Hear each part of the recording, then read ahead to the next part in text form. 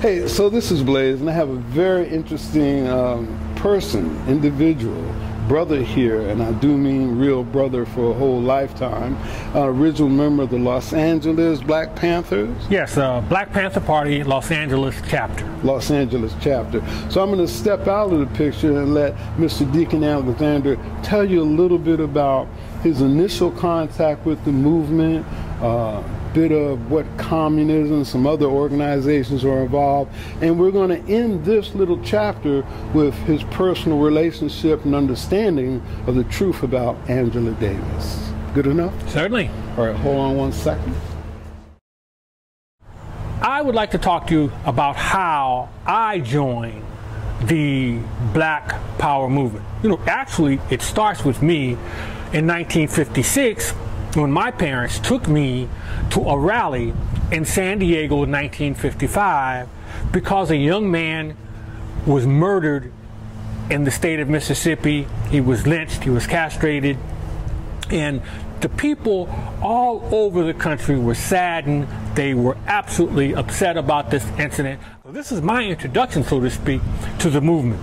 Who was in the leadership of that movement at that time? It was called the NAACP, the National Association for Colored People. A very, very revolutionary organization. By the way, that's the organization that bought us, you know, Brown versus education. That's a grand mark in history, a grand mark in history where segregation was deemed to be unfair. You know, for the first time in the history of the United States of America, I don't know if you're aware of the fact, up until Brown versus education, it's a Supreme Court decision, you know, segregation was deemed to be fair. You know, segregation is where the races, by the way, are going in its separate ways. Separate meaning whites drink in a white fountain, blacks drink in a black fountain. Blacks stand on the back of the bus, whites sit on the front of the bus. That's what we're referring to as segregation. Now, the Supreme Court, up until 1954, held that that was okay because the races did not necessarily have to mix. They did not have to be integrated in order for it to be freedom. Well, Brown versus education proved one thing, and by the way, who was the attorney for Brown versus education? Thurgood Marshall was his name. He was the president of the NAACP at the time, and he was also the legal counsel for legal, and he also became himself a Supreme Court justice. He argued that it's impossible to have segregation and equality. They are incompatible realities. Now let's go ahead and flash forward now on into something that we refer to as the Civil Rights Revolution. I know, Blaze, you used to refer to it as the Civil Rights Movement. That's where a woman by the name of Rosa Parks, she refused to get up and give her seat to a white man. Well, my goodness, where did that start? Well, it brought in Martin Luther King, a young preacher from the other part of the South, Atlanta, came into Montgomery, and for the next 10 years, the Civil Rights Revolution just exploded all over the South. And as a direct result of that, we had what is referred to now as the Great Civil Rights Legislation, which involved the Voting Rights Bill. Now, all of the things that we're talking about today about gays and lesbians and the rights for all people stand on the shoulder of that one piece of legislation called the Civil Rights Legislation. Well, now, please, now we're coming to me. Because you know what happened, though, after a while. And I'm sorry to say this, but it happened. We tried to burn Los Angeles down. That's right. It's called the Watts Riot. The Watts Riot is a situation that's quite unfortunate, and I'm not proud of it. But that was the second incident in my life. The first was the Emmett Till, where the young boy was killed and my mother and father took me to the NAACP. That made an impression upon me that was not in any way surpassed. But the Watts Riot overtook that, and kind of like grabbed a hold to my soul. What did it mean by grabbing a hold to my soul? For the first time, I began to question whether or not the nonviolence of the civil rights movement was appropriate. I was the head of an organization called the Black Against the War in Vietnam. During that time, black power was busting out all over the place. So blacks were not necessarily interested, except for a man by the name of Cassius Clay. We were not necessarily interested in what in the world was going on in Vietnam. But it was Cassius Clay that began to make us understand, and also with the help of Malcolm X, began to say that African Americans should speak a little bit more to the point about Vietnam. And of course, by the time Martin Luther King was assassinated, he really spoke to the point around the question of Vietnam.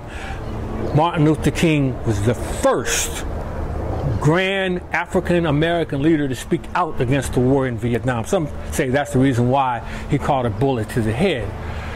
My point to you about all of that's when I began to look at this organization called the Black Panther Party as something I probably would like to join. Me and a lady that you probably know of, and I know very few of your students know, her name was Angela Davis. Now, you know, Angela Davis is tall, and with her shoes off, I think stands a couple inches taller than me. She's a very incredibly, astoundingly looking person, but she got her PhD in Marxism. She got her PhD in Europe, and she wanted to join the Black Power movement. So she came and she got involved. My brother, by the way, Franklin Alexander, introduced me to Angela. And why he introduced me to Angela is because Angela wanted me to come down and speak, again, against the war in Vietnam. Angela Davis is not heard of unless there is a Communist Party. Angela Davis without the Communist Party would still be Angela Davis. She still would have had a wonderful intellectual academic career. But it's not until she joins the Communist Party that all hell breaks out and she becomes world famous. When you look at the autobiography of Angela Davis, or you look at the film that just came out in 2012, which talked about her life and the life with the Che Lumumba Club, she makes it very clear that she speaks for the Communist Party and she speaks for the Che Lumumba Club. So it's not on Angela's part, but it's others who try to make the Communist Party a little bit of this picture, when in fact it's everything to this picture. They distort history by saying Angela's a Panther. And of course, Angela was never a Panther. I was a member of the Black Panther Party, and Angela participated with me as I taught Marxism to people such as, you know, Erica Huggins and Elaine Brown and others. By the way, one of the students in my Marxist class in the Black Panther Party is the world-renowned famous Judge Joe Brown. Yes, he was a Panther, and he was in the Panthers with me, and he participated in those classes. He didn't say a lot. He took notes, but you know, he wasn't necessarily a talkative individual. Angela helped, clarified some issues maybe that I got stuck on, but for sure she was not a member of the Black Panther Party. So now we're talking about the business of Angela finally joining the Black Power movement. Now, how did she join the Black Power movement? She joined SNCC, Student Nonviolent Coordinating Committee. Well, guess who joins with her? Franklin Alexander, my brother, and me. We all joined SNCC together. SNCC is located right here on the corner of Cimarron and Jefferson, right next to Trinity Baptist Church. By the way, Trinity Baptist Church is where they buried Al Prentice Bunchy Carter after he was assassinated at UCLA. Oh, this is a bloody video. I could see that.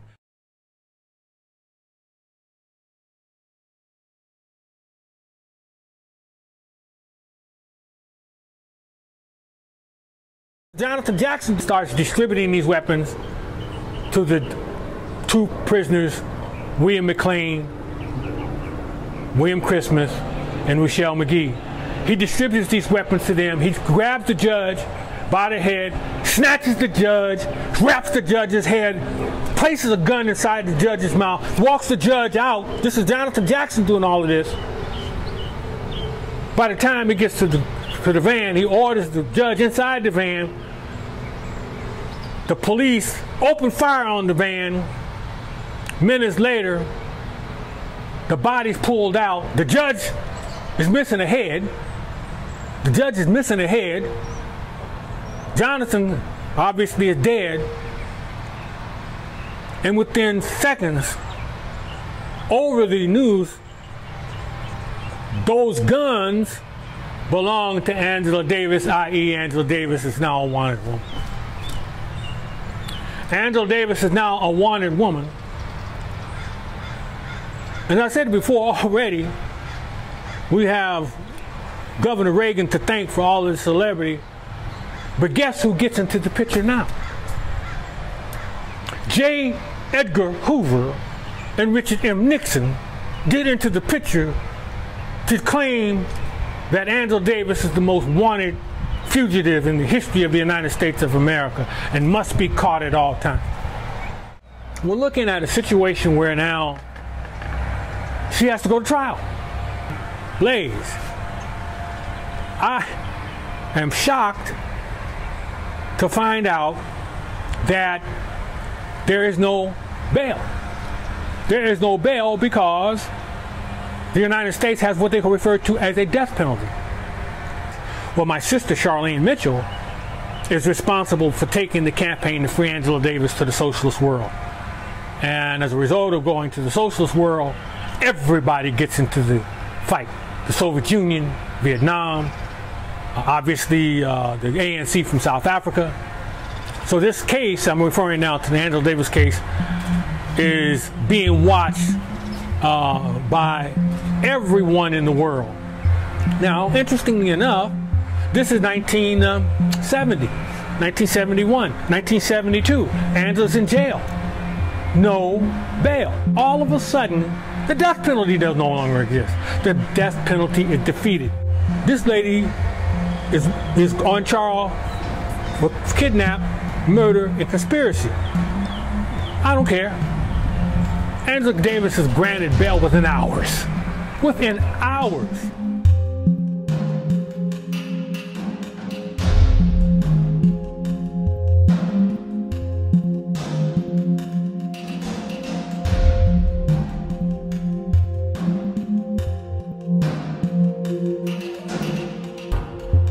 I have no problem with saying emphatically that peace is the answer, that nonviolence is the answer, and that when we use Jonathan Jackson as a martyr and ask the question, what other choice did he have, I think is not only a bad question, but the inevitability of the answer that you get leads to the casket, it leads to the death, it leads to the idea that repression breeds resistance. Repression does not necessarily breed resistance all of the time. Sometimes it breeds nothing but death, destruction, and mayhem. So I like to close by saying, Nam Myoho Renge Kyo, and that we need peace, and we need, by the way, we need integration, and we need nonviolence. Thank you so much for your time.